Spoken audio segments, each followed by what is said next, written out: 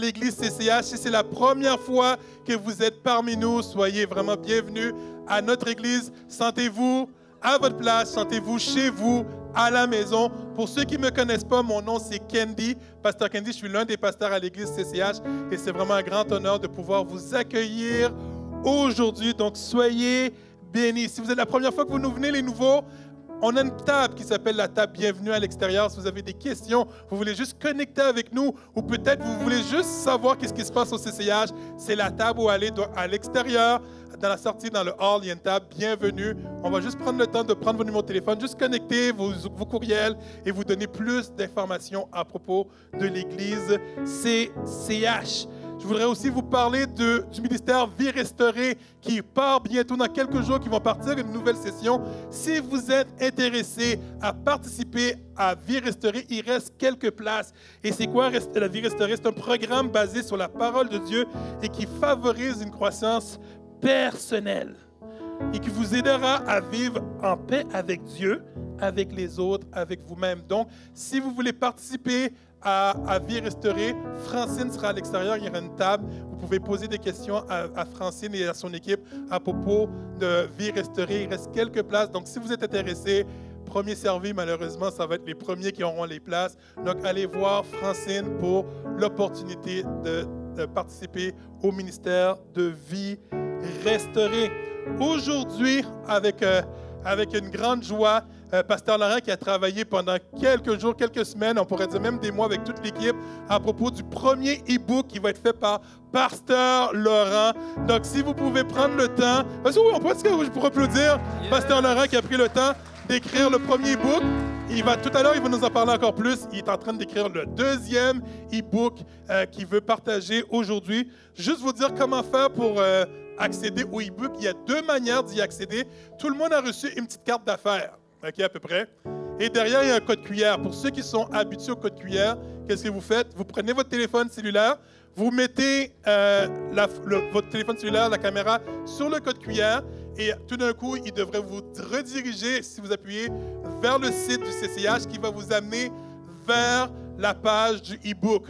Il va vous demander d'inscrire votre courriel et votre nom et un courriel vous sera envoyé. Vous avez juste à cliquer sur la prochaine slide, juste à cliquer sur le courriel que vous allez recevoir. Il y aura un petit bouton pour dire downloader, télécharger le e-book. Vous pesez dessus et vous allez recevoir vous êtes capable plutôt, de télécharger le e-book. Ou tout simplement, si vous ne voulez pas y aller avec le code QR, vous pouvez aussi aller à l'adresse courriel, à l'adresse internet cchéritage.org/e-book qui va faire le même processus, qui va vous amener sur la page où vous allez rentrer votre courriel et votre nom et il va vous envoyer un courriel et ça vous permettra d'avoir le e-book en primeur. Donc, téléchargez-les. Ça va être un bon moyen d'être béni spirituellement. Donc, Pasteur Laurent pourra vous en parler encore plus quand il viendra dans quelques minutes.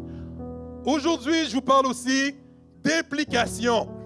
On a une belle église et même pour que ça fonctionne, on a besoin de gens, on a besoin de personnes qui sont prêtes à donner du temps. Et si vous allez sur le site Internet, il y a une section, c'est un nouveau site Internet où il y a une section dans la vie d'église qui s'appelle Implication. Vous cliquez dessus, il y a des gens déjà qui ont reçu le courriel aussi, on parle d'implication.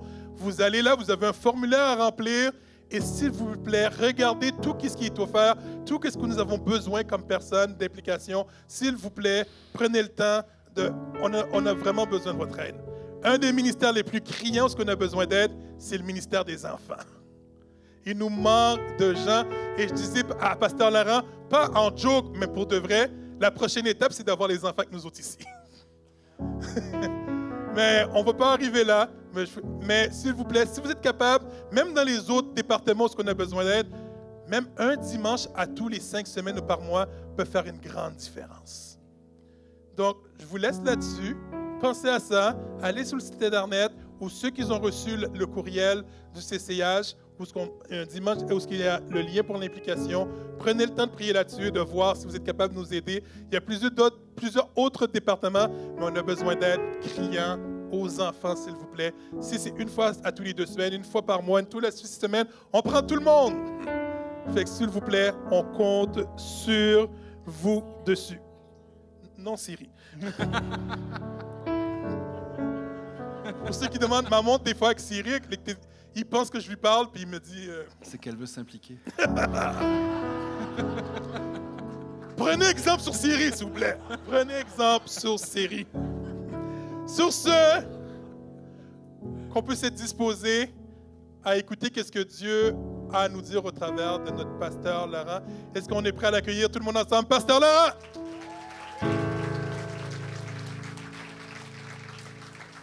Bonjour à tous.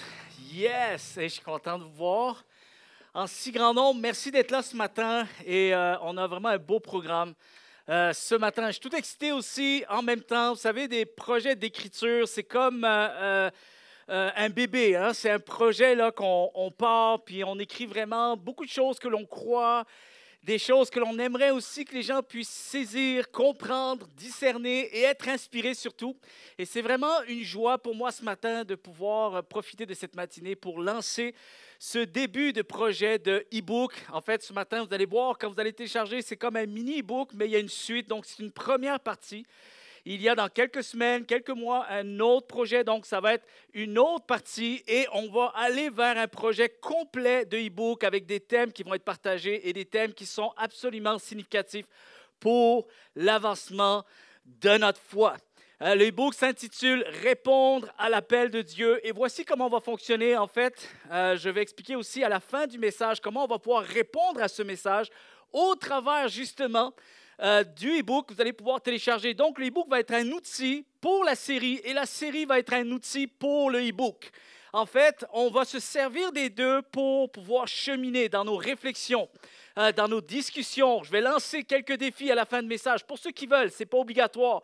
Mais c'est ça qui me stimule le plus dans un projet comme celui-ci. Je ne voulais pas juste écrire quelque chose, on le lit, on le met de côté, on l'oublie. Je voudrais juste qu'on puisse prendre l'occasion de prendre une lecture et de voir comment je peux être amené à cheminer à travers ce que je lis. Donc, arriver à une réflexion, arriver à des discussions, à se poser des vraies questions et le vivre aussi peut-être avec des amis, avec d'autres personnes qui sont appelées à nous inspirer et peut-être aussi inspirer quelqu'un d'autre. Donc, c'est un projet vraiment qui me tient particulièrement à cœur. Et j'aimerais aussi surtout dire, vous savez, des fois on écrit, mais pour que le projet aboutisse, je ne peux pas le faire tout seul. Et je tiens juste à procéder à quelques remerciements ce matin. Premièrement, je voudrais remercier Monique Poisson, Francine Cloutier et Lynn Lapointe qui ont travaillé aux retouches, aux reformulations, aux corrections et à la révision du texte. Et ça, c'est tout un travail. Est-ce qu'on peut les remercier chaleureusement? Merci beaucoup.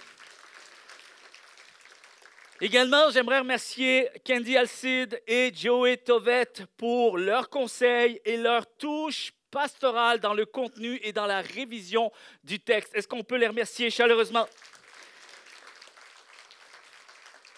Et ces deux mêmes personnes, et particulièrement Joey aussi également Candy, qui travaillent toujours à nous donner les meilleurs conseils, qui aident aussi à ce que tout soit vérifié, validé, les petits détails. Mais je dois vous dire également que Joey Tovette a travaillé très, très fort. Il est ici ce matin. Derrière la caméra, il est toujours en train de servir, toujours en train d'être en action. Mais je veux vraiment remercier Joey pour l'infographie, la mise en page et tout le côté informatique pour vous donner accès à ce e-book et même également les petits cartons de ce matin. C'est tout Joey qui a travaillé là-dessus. Est-ce qu'on peut remercier chaleureusement toutes ces personnes? Merci beaucoup. Alors, je veux rentrer directement dans le message avec cette nouvelle série. Et je vais dresser la table ce matin. Et vous allez voir que finalement, en lisant le e-book, ça va se compléter. Okay? Donc, c'est pour ça que j'ai comme un petit peu moins de pression. Tu sais, tranquillement, vous allez comprendre ce que je vais dire ce matin et le e-book va vous aider à aller plus loin dans votre cheminement. Mais lorsque vous allez ouvrir le e-book, voici le genre de phrase que vous allez trouver. Et je veux vraiment dresser la table ce matin, mais j'aimerais vous dire ce matin que répondre à l'appel de Dieu est le cri de cœur de tout croyant véritable. Répondre à l'appel de Dieu est le cri de cœur de tout croyant véritable. Il existe, et si on est honnête avec soi-même ce matin, entre nous également, il existe une forte impulsion en chacun de nous en quête d'une destinée avec ce sentiment profond que nous avons été créés pour un but bien précis. Dieu veut se révéler à nous bien plus que nous pouvons l'imaginer. Il a préparé des œuvres afin que nous puissions nous accomplir et être témoins de sa grandeur, de sa fidélité et de son grand amour, ce si grand amour qu'il porte à notre égard. Dieu veut nous partager son cœur et nous faire bénéficier de sa nature divine. Alors, à travers cette série de messages et ce e-book, que nous puissions être inspirés à répondre à cet appel divin d'un cœur tout entier et surtout d'un cœur confiant. Que son cœur à lui, à Dieu, que son cœur devienne le mien. Avec simplicité, empreint d'une foi pleinement résolue et en apprenant à venir à lui tel que nous sommes. Amen. Alors, j'aimerais vraiment que l'on soit encouragé à entrer dans cette démarche de foi. Et je crois que le Seigneur va placer devant nous des étapes significatives. Et je crois que nous allons pouvoir avancer encore plus et nous permettre de grandir dans notre compréhension du cœur de Dieu et pouvoir entrer dans cette destinée qu'il a pour nous. J'aimerais vous dire ce matin, à travers cette série « Suis-moi », il est absolument crucial, indispensable, de parler d'une vérité. Sans cette vérité, il n'y a pas de suite. Il y a peut-être une invitation, mais il ne peut y avoir plus. Et j'aimerais vous dire ce matin que pour pouvoir suivre l'appel de Dieu, la destinée qu'il a pour nous, il va falloir que nous apprenions à le faire avec une réponse. Amen. Il ne peut y avoir d'appel sans réponse. Quand on parle d'un appel, ça veut dire qu'on s'attend à ce qu'il y ait une réponse. J'appelle quelqu'un, je m'attends à ce que quelqu'un réponde au bout du fil. Lorsque je crie, lorsqu'il y a un cri du cœur, lorsqu'il y a une demande, lorsqu'il y a une insistance, c'est parce qu'il y a une intention. Et je souhaite que de l'autre côté, quelqu'un reçoive l'appel et qu'il puisse venir vers moi avec une réponse. Et la Bible nous dit ceci dans Matthieu chapitre 6, verset 33. « Cherchez d'abord le règne de Dieu. Cherchez à faire sa volonté et Dieu vous accordera aussi tout le reste. » Je ne sais pas si vous réalisez, mais j'ai choisi une version de texte qui se rapproche beaucoup de ce que la version originale, comment ça a été écrit à la base de tout. Il y a ce terme qui est là, chercher à faire. Chercher à faire. C'est plus que juste d'être dans un état de contemplation. Il y a un état d'intention. Une véritable intention. Je ne sais pas si vous saisissez ces termes-là, mais il y a cette notion de chercher vivement à vivre la chose. Je cherche à vivre. Je cherche à être déterminé. Je veux être déterminé. Ce que je veux vraiment. Et ça me rappelle encore une fois, et on avait prêché une série de messages au début de l'année, je pense que c'est celle de janvier, directement, qui s'intitulait « Un seul souhait ». Et pour ceux qui ont entendu cette série-là, c'est toute cette notion, toutes les vérités qui ressortent avec une seule phrase que David va déployer dans un de ses psaumes lorsqu'il déclare « Je désire une seule chose, un seul souhait, vivre avec Dieu tous les jours de ma vie. » Et c'est plus qu'une louange. C'est une résolution avec l'intention de placer chaque étape de ma vie en fonction de la direction que je désire atteindre. Donc, c'est ça être intentionnel. Une chose que je désire vraiment, un seul souhait. Et vous y verrez des termes à travers ce premier chapitre. Je vais vous lancer un défi de lire au moins pour cette semaine le premier chapitre. Il y a 4 chapitres, 4 thèmes qui sont abordés dans le e-book. Et ce premier, vous allez voir, ça fait écho au message que je prêche ce matin. Mais une des phrases que vous allez voir et que vous allez lire, celle-ci. Je crois que nous sommes appelés à nous tenir debout pour Dieu avec une réponse pour Dieu. Se tenir pour Dieu avec une réponse pour Dieu. En réalité, je suis appelé à me tenir pour Dieu avec tout ce qu'il y a de plus vrai en moi. En somme, il s'agit de son cœur avec le mien. Mon cœur fait partie de l'équation. Il n'y a pas seulement le cœur de Dieu, il y a aussi le mien que je dois parvenir à venir greffer au sien. Connaître le vrai cœur de Dieu avec tout ce qu'il y a de plus vrai dans mon cœur. Et j'aimerais qu'on aille dans ce personnage que j'ai choisi.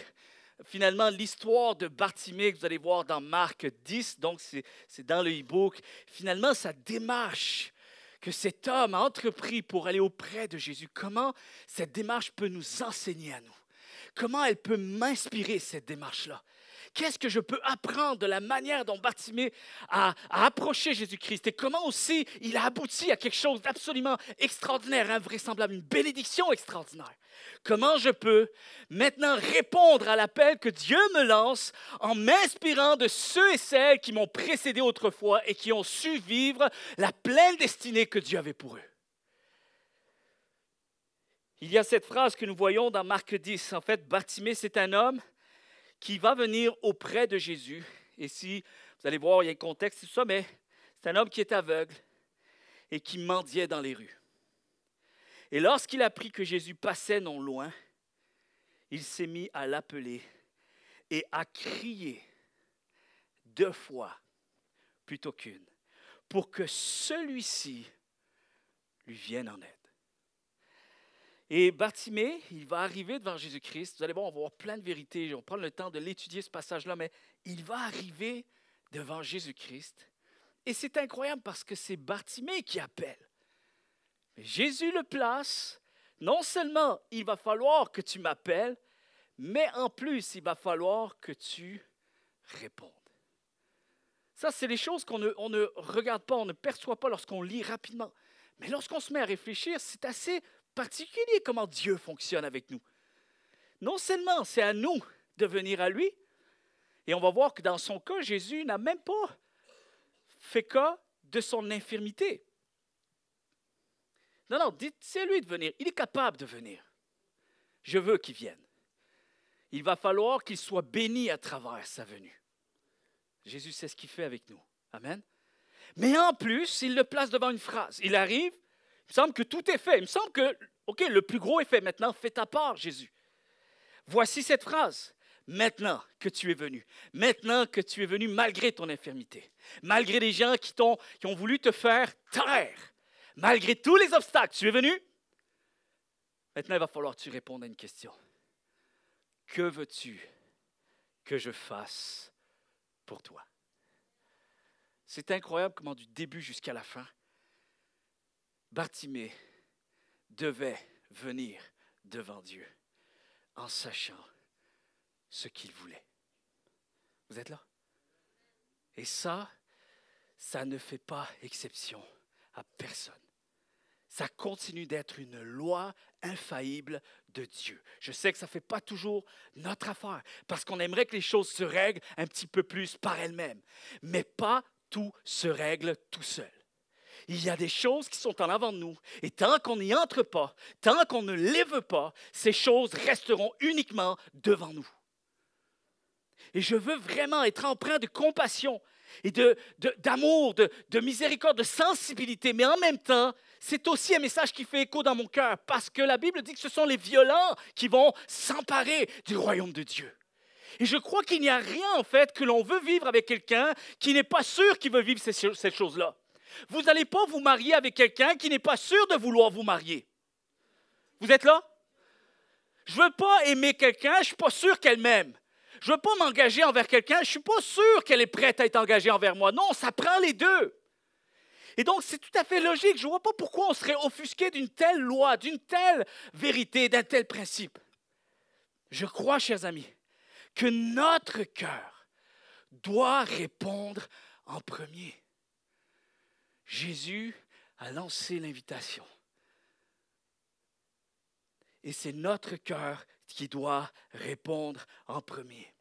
Vous savez, lorsque je lis cette phrase, « Que veux-tu que je fasse pour toi ?» Quand je lis, des fois je suis porté à relire ce passage, des fois dans mes lectures où je lis un texte ou quelqu'un, on discute, il y a un ami qui me parle de ce récit. À chaque fois que je pense à ce récit, cette phrase résonne toujours très fort dans mon esprit chaque fois que je lis ou que je repense à cette histoire. En fait, vous savez, elle fait partie de ces phrases qui m'interpellent grandement dans mon cheminement, car voici ce que je crois. Je réalise que ce que je veux vivre est tout aussi important que ce que Dieu désire pour moi. Vous êtes là? Je ne peux pas juste attendre de voir ce que Dieu veut pour moi. Ça ne suffit pas. C'est la moitié d'une histoire. Pour que l'histoire s'écrive dans son entièreté, il va falloir que j'écrive ma partie. Et donc, ce que moi je veux vivre avec Dieu est tout aussi important que ce que Dieu désire pour moi.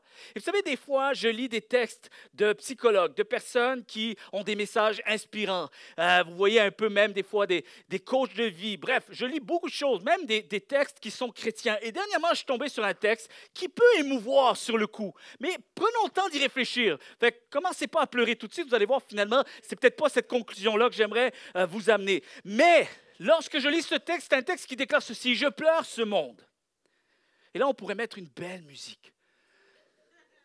J'ai vu une larme couler.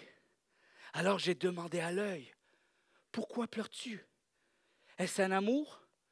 Est-ce un ami? Est-ce une promesse non tenue? Et l'œil m'a répondu: je pleure ce monde que le matérialisme inonde. Je pleure ce monde de ventru où l'altruisme et la générosité n'existent plus. Je pleure ce monde où on est rassasié de trahison et de méchanceté.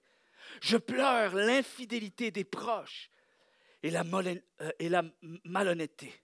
Je pleure l'amour éphémère qui s'éteint avec tellement de rapidité. Je pleure l'indifférence de l'être cher. Je pleure les désespérés qui se droguent pour oublier leurs soucis. Je pleure la haine et la jalousie. Je pleure ceux qui clandestinement quittent leur pays. Je pleure les valeurs bafouées. Je pleure les femmes agressées. Je pleure le virus qui touche l'humanité et entrave le monde entier. Je pleure les cœurs durs sans pitié. Je pleure l'absence de tendresse et de bonté. Je pleure le manque de cette main douce qui vienne essuyer mes larmes.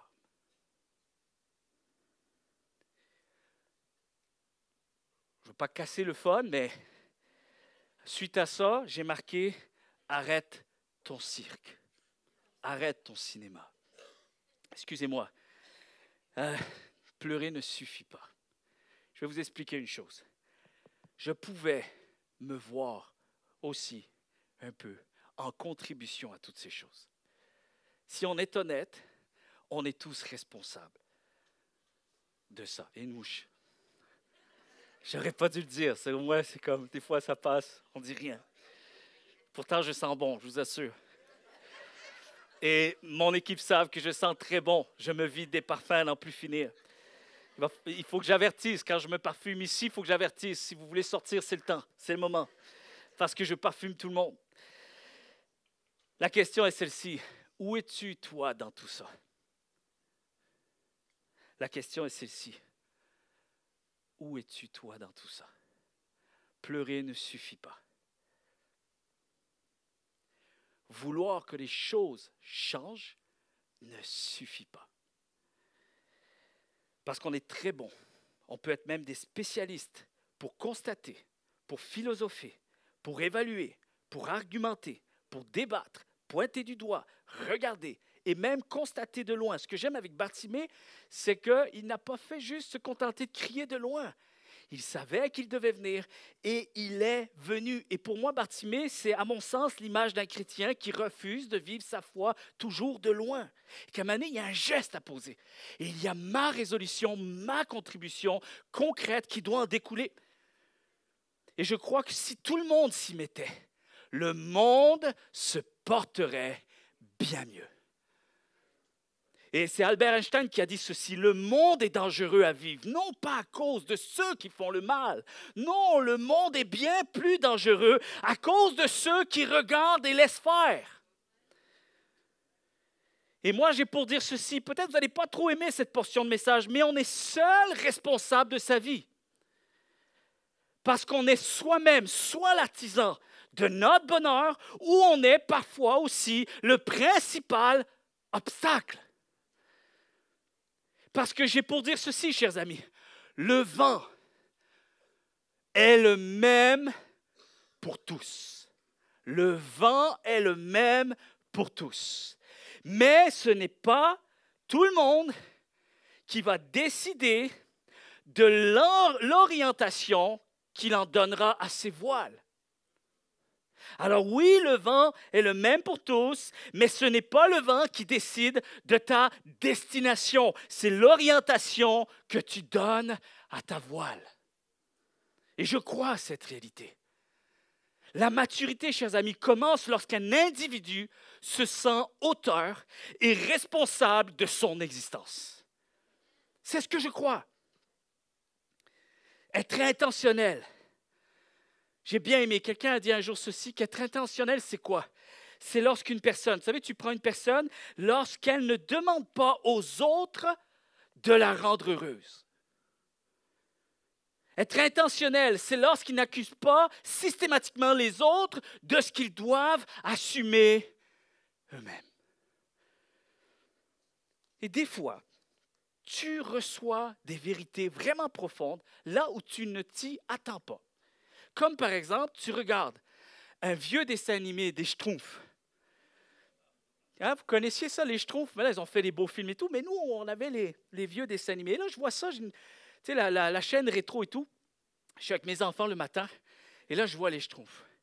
Et tu as un Schtroumpf qui donne conseil à un autre Schtroumpf, parce que l'autre Schtroumpf, il passe des temps difficiles, il est découragé. Et là, tu as le Schtroumpf qui donne un conseil. Tu sais, quand c'est rendu qu'un Schtroumpf te met une claque en pleine face, tu sais, un conseil de vie incroyable, presque tu as l'impression que Dieu te parle à travers le Schtroumpf, ça commence à faire dur.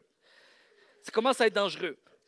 Mais je vais quand même vous dire, voici ce qu'un des Schtroumpfs a dit à son ami. Écoute bien, ignore tous ceux qui parlent dans ton dos, car c'est là qu'est leur place. Derrière toi, pendant que toi, tu continues d'avancer. Incroyable, hein?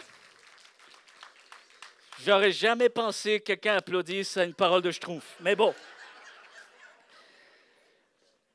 Mais sincèrement, il y aura toujours une raison, vrai ou faux? Il y aura toujours une raison, tant qu'on vit ici-bas, il y aura toujours une raison de ralentir. Il y aura toujours une raison de se plaindre. Il y aura toujours une raison pour pleurer, pour s'apitoyer. Maintenant, la réalité, qu'est-ce qu'on veut faire avec ça? Et je ne peux pas prendre meilleur exemple que Bartimée. Il a plein d'handicaps.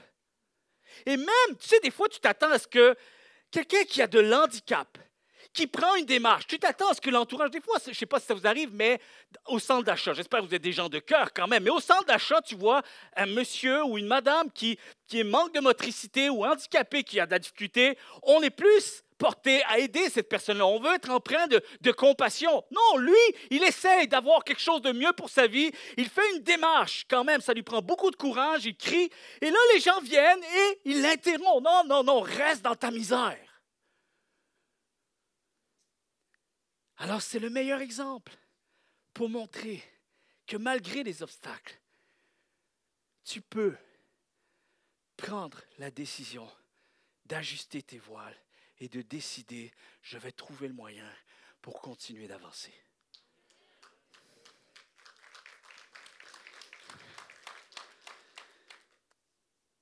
Quand ce Schtroumpf il parle dans cette émission, j'ai marqué ceci. Soyons plus forts que ça. Soyons plus déterminés que ça. Soyons plus ambitieux pour ce que nous croyons. Faisons honneur à nos convictions, chers amis. Et que nos actions témoignent de notre foi. Amen. Que nos actions témoignent de nos convictions.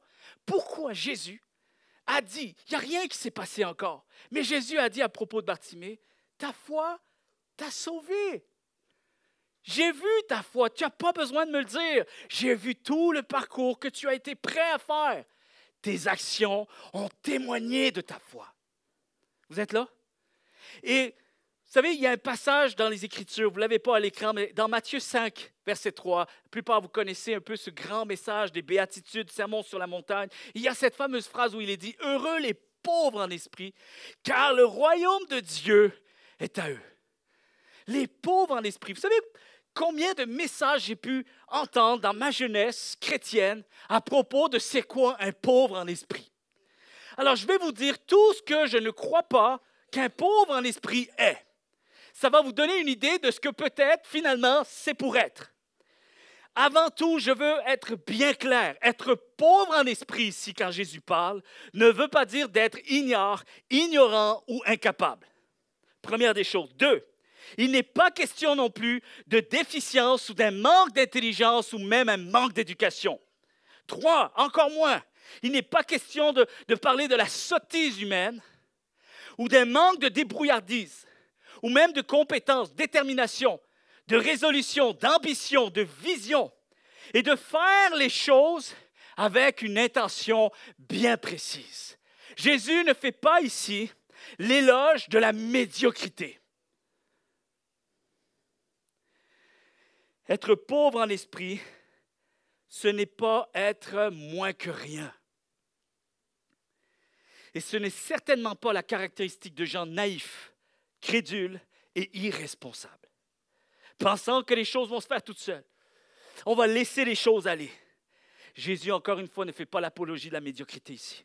Jésus ne propose pas d'atteindre l'état et la condition d'une personne névrosée qui passe sa vie à s'auto-déprécier, qui ne se réjouit pas, qui apprend à ne pas se réjouir dans le dénigrement de soi. C'est tout le contraire. Jésus ne veut pas ça. Ce n'est pas un appel à se dénigrer ou à se réjouir dans l'abaissement, l'abaissement excessif ou maladif ou l'automutilation psychologique ou même émotionnelle. Ici, il n'est pas question de gens qui sombrent dans un déni pathologique d'eux-mêmes, convaincus, surtout le drame dans tout ça, c'est convaincus que Dieu y prend plaisir. Ça, c'est le drame. Alors, je ne sais pas si vous avez rencontré ce Dieu-là, mais pas moi. Quand j'ai rencontré Jésus-Christ, il m'a redonné de la valeur. Quand j'ai rencontré Jésus-Christ, je me suis senti quelqu'un. Je me suis senti plus que vainqueur. Et j'ai senti que je faisais sa fierté de venir à lui et de dire « Prends ma vie, je veux répondre à ton appel. » Jésus-Christ voit toutes les possibilités et sa vision est très grande pour nous. Combien le croient? Il possède de grands espoirs pour notre avenir, pour notre vie. Et j'aimerais vous dire, chers amis, que ce genre d'état d'esprit-là, ça n'inspire personne. Ça n'inspire pas Dieu. Et c'est certainement aussi une mortification pitoyable de nous-mêmes qui peut repousser malheureusement tous ceux qui pourraient s'intéresser à la foi. Vous êtes là? Cet état d'esprit qui produit une aversion naturelle et spontanée de la part de tous ceux peut-être qui nous côtoient et qui pourraient s'intéresser à la foi. J'aimerais vous dire que ce genre de foi, ce genre de façon de vivre n'est pas inspirant. Ça va? En réalité, chers amis, combien croient que notre foi doit donner envie aux autres de s'intéresser à la foi? Amen. Et malheureusement, parfois, beaucoup de croyants n'ont pas compris le sens de répondre à l'appel de Dieu avec un désir profond de vouloir honorer Dieu. Vous savez, une des choses que je crois, c'est qu'être pauvre en esprit n'est pas être spirituellement miséreux ou dépourvu de toute conviction ou même d'absolu. Ce n'est pas ça, la réalité. La vraie spiritualité, chers amis, c'est celle qui amène l'élévation de l'âme, l'honneur, la vie, l'émerveillement, les œuvres de la foi et la réponse de la foi. C'est cette réalité, chers amis, qui doit nous pousser vers le désir de vouloir répondre à l'appel de Dieu, comme un état d'enfant, pas comme celui qui se croit spécialiste ou qui essaie de calculer tout ce qu'il y a sur son chemin. Non, lorsqu'il dit pauvre en esprit, c'est cet état de cœur, cet état de foi spontané, émerveillé pour tout ce que Dieu a fait et continue de faire dans notre vie. C'est cette réponse qui sort naturellement de cette âme, de cette personne qui est pauvre en esprit. J'aimerais voir des croyants, chers amis, plus vivants en réponse à leur foi. Combien le désir? J'aimerais voir des croyants, chers amis, plus forts, plus ambitieux, plus passionnés, plus déterminés, plus engagés, plus présents, plus disponibles et plus vrais. Vous savez, il y a cette expression, bon, excusez-moi, peut-être que j'arrive pas, j'ai encore un petit accent français, mais vous avez cette expression que les bottines suivent les babines. Il y en a qui rient de mon accent. Attention, je vais me fâcher. Vraiment me fâcher. Tout le monde en parle. Une artiste était présente et Guy Lepage a envoyé, plusieurs années en arrière, a envoyé une série de questions très rapides et la personne devait répondre très rapidement, elle devait se prêter au jeu. C'était ça les règles de ce questionnaire, de cette interview. Et une des phrases, je ne sais pas pourquoi, ça apparaît au milieu de nulle part, mais une question qui disait ceci: qu'est-ce que vous ne pardonnez pas à un chrétien? Et l'artiste a répondu du tac au tac, sans réfléchir, de ne pas en être un. Et ça m'a tellement touché. Et je crois qu'on peut être un peu interpellé, un peu chacun. Je pense qu'on a tous peut-être besoin de prendre cette portion de message pour chacune de nos vies.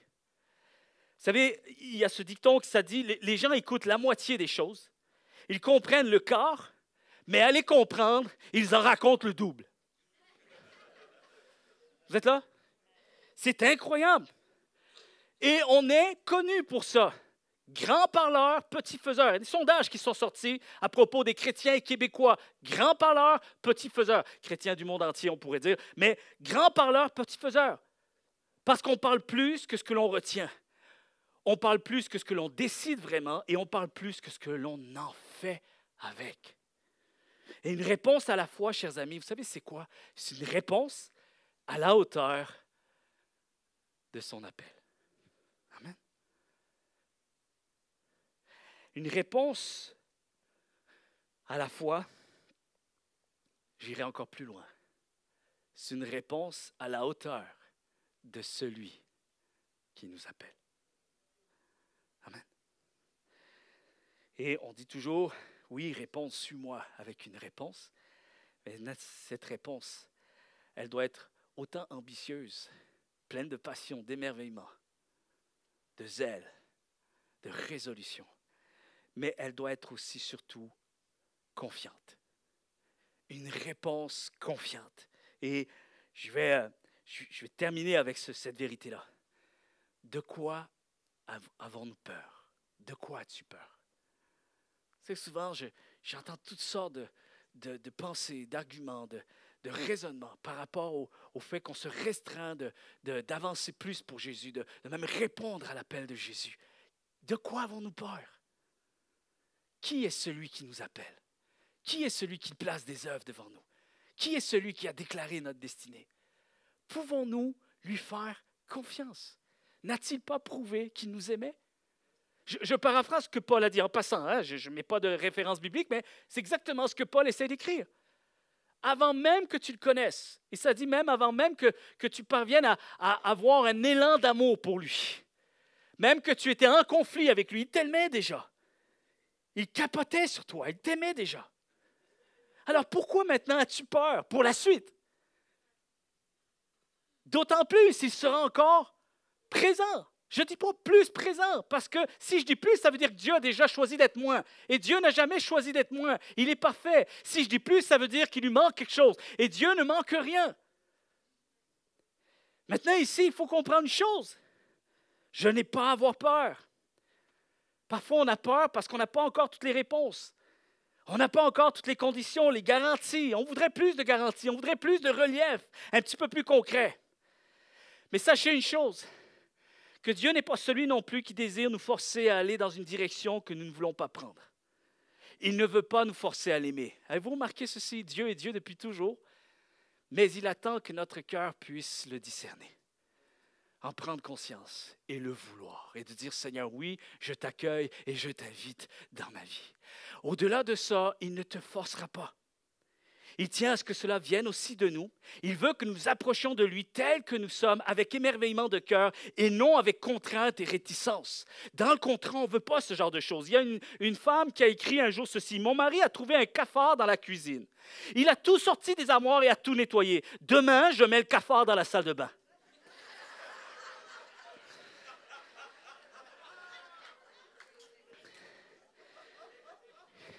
Et voyez-vous, je voudrais juste qu'on dissipe, parce qu'un message comme le mien ce matin, on peut l'interpréter de la mauvaise façon. Je ne veux pas qu'on soit obligé de répondre à l'appel de Dieu. Ce n'est pas ça l'idée. L'idée, c'est que tu reconnaisses d'où part l'appel de Dieu. Est-ce que l'appel de Dieu résonne quelque chose pour toi? Est-ce que vivre pour Dieu résonne pour toi quelque chose? Si ce n'est pas le cas, alors passe ce message, passe à un autre message. Parce que la dernière chose que je veux, et je crois que c'est ce que Dieu ne veut pas non plus, c'est que nous répondions ce matin parce qu'on sent qu'il y a un message qui portait avec une certaine pression ou une contrainte ou une obligation. Tout ça ne fait pas partie de l'Évangile, chers amis.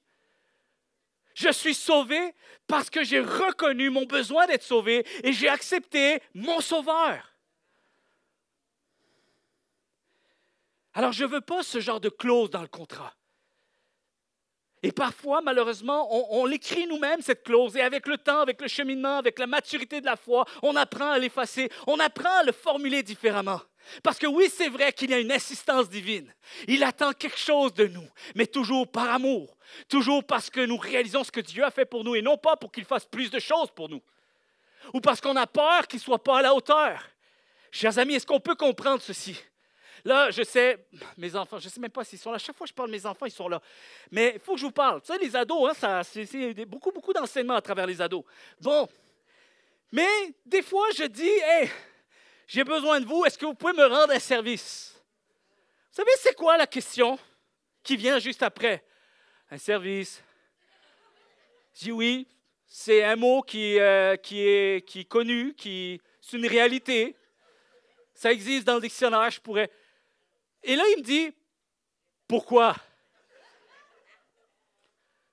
Tu sais, puis moi, je me soigne, OK? J'apprends, OK? Ma femme me connaît. Bon, j'ai cheminé, mais mon caractère est quand même très présent.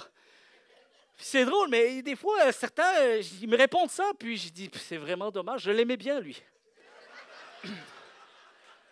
Je l'aimais bien. Et théoriquement, on aimerait que ça vienne d'eux. Ils comprennent. Mais bon, malheureusement, ce n'est pas ça. Mais la réponse que je voudrais juste pouvoir répondre et qu'ils comprennent, ceux qui le reçoivent, ça serait théoriquement pourquoi? Pourquoi je te rendrais service? Pourquoi je viendrais à ton appel? All right? Ben, peut-être parce que je suis ton père. Peut-être parce que tu me dois la vie. Parce que tout ce que tu as, en réalité, c'est à moi. Parce que là où tu es, en réalité, c'est chez moi. Me semble que je t'aime, je t'ai toujours aimé, je t'aimerai toujours. Papa et maman, on sera toujours là pour toi, on n'a jamais manqué à rien. Papa et maman se tuent au travail pour que tu aies tout ce que tu veux. Me semble que c'est assez suffisant. Et mon fils me regarde. Zéro.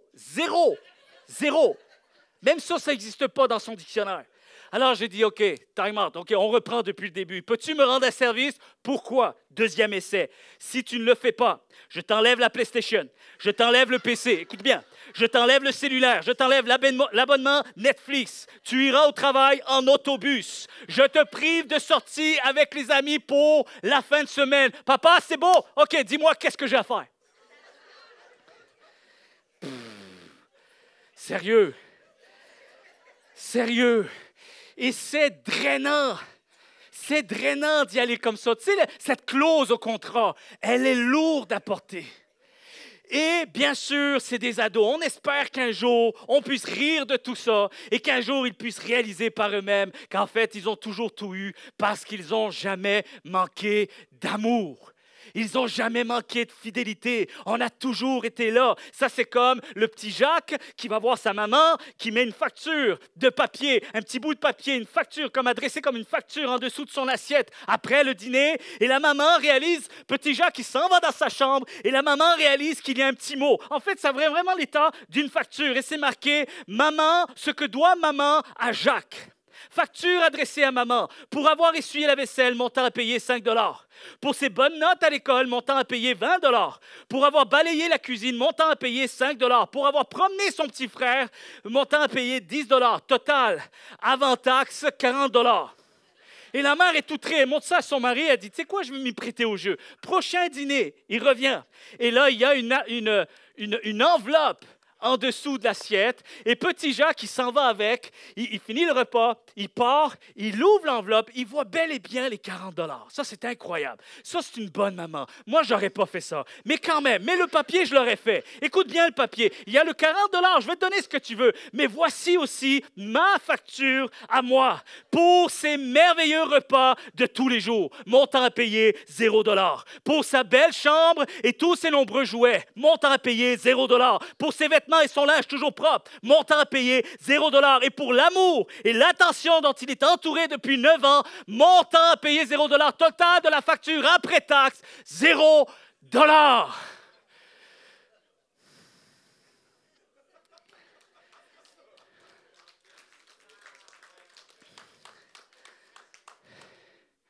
Voilà pourquoi j'ai le goût de servir Dieu. Pas pour le pire, mais parce que j'ai reçu déjà tout le meilleur. Je ne le sers pas pour avoir quelque chose. Je le sers parce que j'ai déjà tout reçu. Je ne le sers pas pour être payé. Je le sers parce que je n'ai jamais eu besoin de payer quoi que ce soit. Il a déjà tout payé pour moi. Est-ce que vous êtes là ce matin? Si seulement on peut cheminer avec cette réflexion et d'apprendre à répondre à l'appel de Dieu, non pas avec contrainte ou avec peur. De quoi as-tu peur? Réalise tout ce qu'il a fait. Alors s'il dit qu'il y a quelque chose pour toi en avant, dis-toi une chose, que c'est la meilleure des choses qui t'attend. Il t'a prouvé son amour. Il t'a prouvé sa fidélité. Ça fait 6000 ans qu'il nous endure. Et il est toujours là. Tu veux quoi comme leçon de patience et d'amour? Tu veux quoi de plus? Je ne sais pas si on réalise, mais toute chose concourt au bien de ceux et celles qui aiment Dieu et qui sont appelés selon ses desseins. Alors j'ai 8 déclarations pendant que Sébastien vient me rejoindre. J'ai 8 déclarations pour toi ce matin. 8 déclarations sur le meilleur de Dieu. Tu veux l'entendre? Le meilleur de Dieu pour ta vie. Si Dieu permet que ça t'arrive, il va tourner cette situation toujours pour ton meilleur. Première des choses. 2, si une personne s'éloigne de toi, laisse-la partir parce que ta destinée avec Dieu n'est jamais reliée à quelqu'un d'autre. 3, partage tes rêves à des personnes qui poursuivent les mêmes rêves que toi et qui se réjouissent de te voir réussir et t'épanouir. Et ça aurait pu être signé de la part de Jésus-Christ. Ton meilleur ami, c'est Jésus-Christ. Parce que c'est exactement ce qu'il désire pour toi. Il désire vivre ses rêves avec toi et que tes rêves deviennent les siens et que ses rêves deviennent les tiens pour que finalement, on se réjouisse ensemble parce que Dieu est le premier et l'ultime personne à toujours se réjouir. Il va toujours se réjouir de ta réussite et de ton épanouissement. Vous êtes là? 4, écoute bien. Ne te contente jamais de quelque chose en dessous du meilleur que Dieu a pour toi. 5, tu ne peux pas avoir des victoires sans qu'il y ait des oppositions. Et ça, il faut que ça soit bien clair. Le vent est le même pour tous. Vous êtes là? Sur votre chemin, il y aura des moments où vous vous arrêterez. D'autres où vous déraperez. Vous trouverez des gens qui vous seront proches. Et parfois, vous y retrouverez des gens qui s'éloigneront. Et même parfois, vous vous retrouverez seul. Il y aura des jours où vous vous sentirez heureux et d'autres où vous vous sentirez plus triste. Mais ne vous inquiétez pas, vous ne vous êtes pas trompé de route, c'est la vie. Ça va? C'est la vie. Mélangez pas Dieu avec les circonstances de la vie. Les circonstances sont les mêmes pour tout le monde, à quelque chose près. All right? Alors tu ne peux pas avoir des victoires sans qu'il y ait des oppositions. 6. Dieu place des gens dans ta vie pour une bonne raison. Écoute bien ceci. Et il en enlève d'autres pour une raison encore meilleure. 7. Cesse de te focaliser sur ce que tu as perdu et sur ce qui est passé. Concentre-toi sur ce qui te reste, sur ce que tu as et sur ce qui est devant toi. 8. Écoute bien. Certaines choses ne fonctionnent pas parce que Dieu a quelque chose de mieux. Amen. Tant que tu restes dans ces convictions-là, tout va bien aller. Vous remarquerez dans la Bible que Dieu n'appelle jamais ses enfants perdants, ratés, nuls ou stupides. Jamais.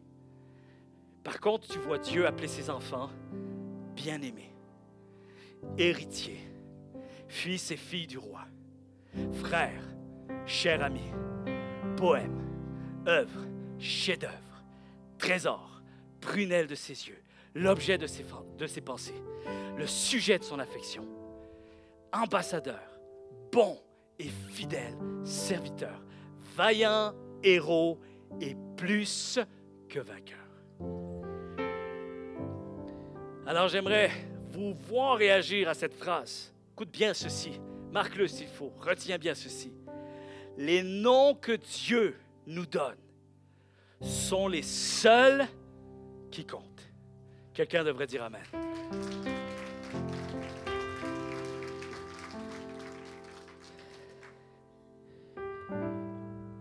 J'aimerais dire quelque chose à quelqu'un ce matin. Quand Dieu vous montre le chemin, vous n'avez pas besoin de voir tout l'escalier. Parfois, tout ce dont vous avez besoin, c'est d'un grand saut dans la foi, avec une foi confiante, pour commencer. Puis, votre chemin continuera à se dérouler. Vous allez voir, ça va bien aller. Ne laissez pas ces croyances limitantes ou ces excuses accablantes vous arrêter d'être là où vous êtes réellement destiné à être. Alors, ne t'abandonne pas au désespoir. Je dis ça à quelqu'un ce matin. Souviens-toi de tout le parcours que Dieu a déjà fait avec toi jusqu'à ce jour. Il continuera d'être à l'œuvre. Il continuera d'avancer avec toi. Il l'a fait jusqu'à maintenant. Il n'a pas l'intention d'arrêter. Il a des plans de paix et de bonheur. Est-ce que tu peux le croire, ça? Il a ton meilleur à cœur. Il voit l'avenir, ton avenir, avec de grands espoirs. Et parfois aussi, il est préférable que tu ne saches pas tout. Et Dieu ne te dit pas tout pour ton bien aussi.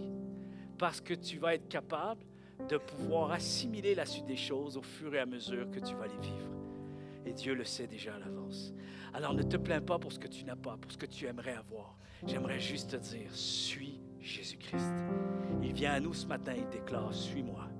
Suis-moi, avec une réponse, une vraie réponse, une vraie résolution. Je suis content parce que je vois des gens, je vois des visages. Il y a des gens qui ont pris des résolutions tout dernièrement à aller plus loin dans leur marche de foi. Il y a quelqu'un qui fait ça avec la tête, il sait que je parle de lui. Mais je sais qu'on n'est pas tout seul. Et je suis fier.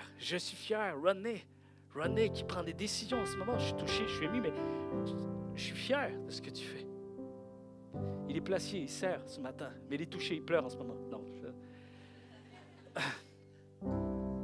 Mais malgré les obstacles, malgré ce que le passé a pu dire, non, j'y crois. Je crois que Dieu m'appelle et j'y vais. Je fonce, j'avance. Je réponds à l'appel de Dieu. Que votre éducation ne soit pas un obstacle. Arrêtez tout ça. Si Dieu dit « suis-moi », il sait que tu as tout ce qu'il faut pour le suivre.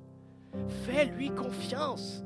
C'est lui qui t'a créé. Quand je dis à mon fils « je suis ton père, c'est moi qui t'ai donné la vie. Crime, fais-moi confiance. » Mais là, on parle d'un Père céleste qui est bien plus parfait que moi, je ne pourrais l'être.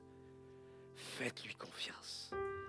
Répondez à l'appel de Dieu. Ce matin, il y a eu un appel à l'implication. Ce n'est pas juste de parler d'institutions d'église, mais viens servir avec nous.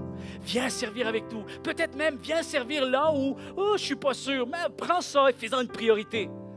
Parce que tu ne peux pas imaginer comment Dieu va te faire cheminer au travers d'une action que tu vas commencer à déployer. On ne peut pas autant grandir avec Dieu qu'en restant à la maison et le contempler dans sa présence. Non, quand tu vas commencer à mettre un pied après l'autre et commencer à servir avec tes dons, avec ton obéissance, avec tes disponibilités, avec ta présence concrète, avec un groupe de personnes pour une vision commune, tu vas voir à quel point Dieu va te faire grandir. Ta compréhension du cœur de Dieu va encore s'expansionner et tu vas pouvoir glorifier le Seigneur de tout ce qu'il fait dans ta vie.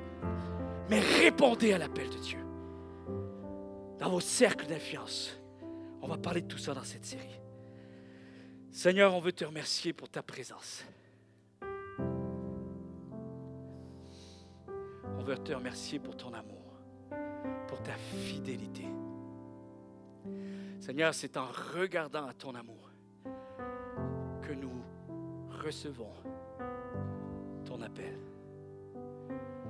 Un appel à venir à toi en ce moment. Un appel à dire oui.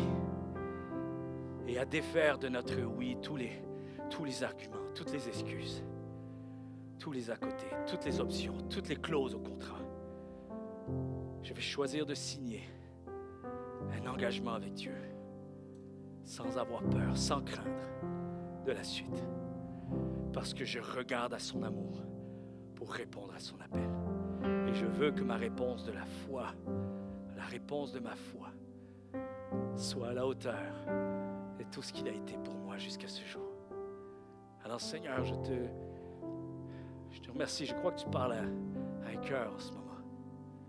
Peut-être une personne qui est touchée par l'Évangile, par une toute première fois. Et je ne parle pas seulement de servir Dieu avec des dons, avec ce que nous pouvons faire, mais également un cœur qui s'abandonne ce matin. Un cœur qui choisit de faire confiance, qui choisit de croire qu'il est Dieu, qu'il est celui qui a donné sa vie pour moi et qu'il avait prévu, avant même que j'en prenne conscience, il avait prévu une existence extraordinaire pour ma vie. Je veux entrer dans cette destinée. Peut-être il y a une personne qui prend une décision en ce moment. Seigneur, je ne connais pas tout de toi, mais mon cœur est touché. J'ai la conviction que tu es vivant et que tu m'aimes et que j'ai la conviction que sans toi, je ne pourrais y arriver. Alors je fais appel à toi, je viens à toi et je réponds à l'appel de ton amour et de ta grâce qui désire se déverser sur moi, ton pardon et ton salut. Au nom de Jésus-Christ, on a tous prié. Est-ce qu'on peut se lever tous ensemble et rentrer dans des chants comme une réponse à ce message, une réponse de notre cœur, de notre foi, et que nous puissions être sincères devant Dieu ce matin. Dans le précieux nom de Jésus, on a prié. Tout le monde déclare un vrai et un grand. Amen. Est-ce qu'on peut acclamer le roi des rois? Alléluia.